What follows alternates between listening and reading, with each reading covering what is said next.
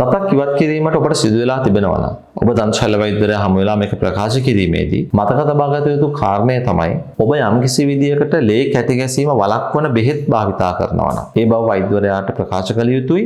ඒ බෙහෙත්වල තුණ්ඩු ඒ කියන්නේ ක්ලිනික් පොතක් තිබෙනවා නම් ඒ පොත එහෙම නැත්නම් මොනවා හරි ලියකියවිලි මේ වාර්තා වෛද්‍යවරයාට පෙන්වා සිටිය යුතුයි. ඇයි ඒ? දතක් ගැලෙව්වට පස්සේ රුධිරයේ කැට ගැසීමක් සිදු වෙන්න අවශ්‍යයි සාමාන්‍ය විනාඩි 20ක් 30ක් වගේ කාලයක් තුල. යම්කිසි රෝගියෙක්ගේ රුධිරයේ කැට ගැසීම සිදු නොවි දිගින් දිගටම ලේ වහනය වුණොත් විවිධ සංකූලතා ඇති වෙන්න පුළුවන්. ඒක රෝගියාගේ සෞඛ්‍යයට ජීවිතයට බලපාන්න පුළුවන්. හෘද රෝග හෝ වෙනත් ආඝාත යම්කිසි විදියකට හැදිලා තිබෙන රෝගිය අපි හිතමු මොලේ අපි කියන ස්ට්‍රෝක් එකක් කියලා එහෙම හැදිලා තිබෙනවා නම් heart එකේ අපි සාමාන්‍ය ව්‍යවහාරයෙන් කිව්වොත් heart attack එකක් ඇවිල්ලා තිබෙනවා නම් එහෙම නැත්නම් ඒබඳු රිස්ක් එකක් තිබෙනවා නම් ඒ විෂය සම්බන්ධ විශේෂඥ වෛද්‍යවරු ලේ තුනීකරණ බෙහෙත් කියලා සාමාන්‍ය රෝගීන් අඳුරනවා. ඒ කියන්නේ ලේ කැටි ගැසීම යම්කිසි විදියකට පමා කරන බෙහෙත් වර්ග රෝගීන්ට දීලා තිබෙනවා. උදාහරණයක් ගත්තොත් ඇස්ප්‍රින් වෙන්න පුළුවන්, ක්ලොපිඩෝග්‍රෙල් වෙන්න පුළුවන්, එහෙම නැත්නම් තදබල අවස්ථාවල වෝෆරින් වෙන්න පුළුවන්. මේ වගේ බෙහෙත් වර්ග දීලා තිබෙනවා.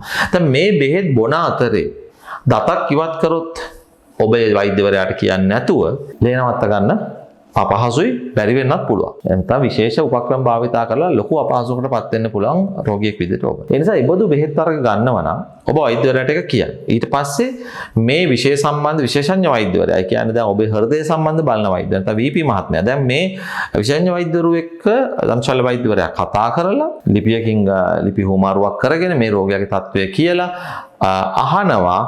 මෙන්න මේ බෙහෙත් වර්ග මේ රෝගියා පාවිච්චි කරනවා දැන් මේව නවත්තන්න පුළුවන්ද? මොකද දත ගලවද්දි මේව නවත්තන්න කොහොමද? ඒ කියන්නේ සාමාන්‍යයෙන් දවස් 3ක්ද 5ක්ද 7ක්ද සති දෙකක්ද මේ ආදී වශයෙන් උපදෙස් ලැබෙනවා මේ පැත්තේ. මොකද හෘදය සම්බන්ධව හෝ ආඝාතයේ ස්ට්‍රෝක් එක සම්බන්ධව දන්නේ ඒ විශේෂඥ වෛද්‍යවරයා.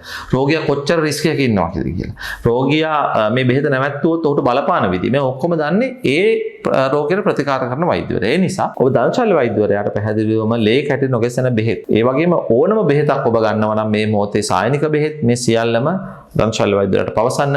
ලේ කැටි ගැසීම ප්‍රමාද කරන බෙහෙතක් පාවිච්චි කරනවා නම් දන්ත ශල්‍ය වෛද්‍යවරයා සිදු කරන්නේ ඒ සම්බන්ධව කතා කරලා ඔබගේ ඒ බෙහෙත් අනිත් බෙහෙත් දීපු එක ලේ කැටි ගැසීම වළක්වන බෙහෙත් දීපු වෛද්‍යවරයාත් එක්ක කතා කරලා ඔබගේ සෞඛ්‍යයට තර්ජනයක් නොවන විදියට ප්‍රතිකාරය කරાવી. ඒ නිසා දැනුම් දීම වැදගත්. කවදාවත් මේක නොකිය ඉන්න එපා. ලොකු අපහසුයකටපත් වෙන්න පුළුවන්. ඒබඳු අත්දැකීම් තිබෙනවා අපිට. සමහර රෝගීන් මේව කියන්නේ නැතුව දත් ගලවගෙන ලේ නවත්ත ගන්න බැරුව ස්පිරිතාල ගානේ ලගින්න වෙනවා. ඉතින් ඒ නිසා මේ පිළිබඳව ඔබගේ අවධානය යොමු කරන්න අද මට දෙන්න තිබෙන පණිවිඩය. දන්ත ශල්‍ය වෛද්‍ය විද්‍යාව පිළිබඳව මුඛ සෞඛ්‍ය පිළිබඳව දැනුම ඔබට තවදුරටත් ලබා ගැනීමට අවශ්‍ය නම් මෙහි ඩිස්ක්‍රිප්ෂන් එකේ තිබෙන ලින්ක් එක හරහා අපගේ WhatsApp සමූහයට එකතු වන්නට පුළුවන්.